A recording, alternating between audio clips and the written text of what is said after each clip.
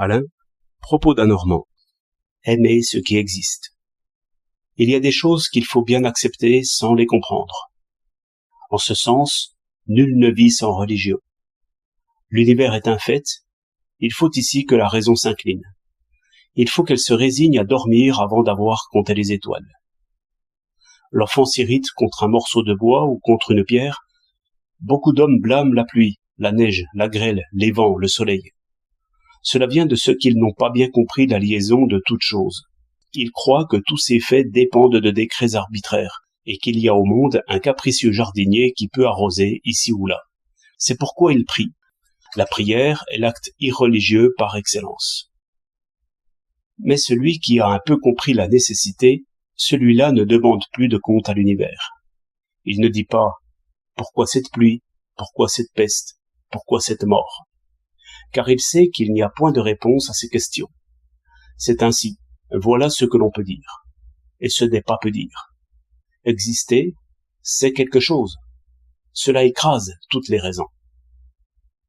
Eh bien, je croirais assez que le véritable sentiment religieux consiste à aimer ce qui existe. Mais ce qui existe ne mérite pas d'être aimé?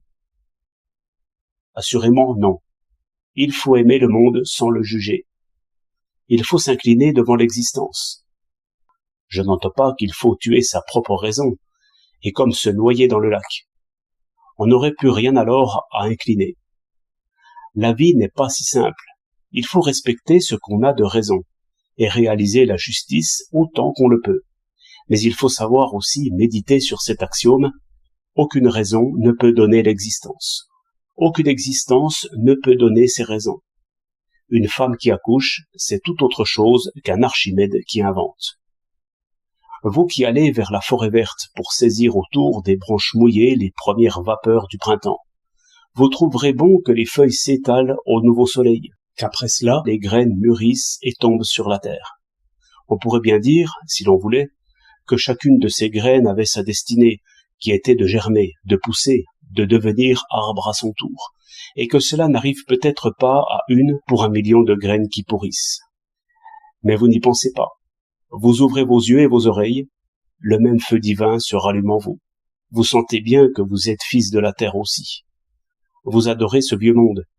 Vous le prenez comme il est. Vous lui pardonnez tout.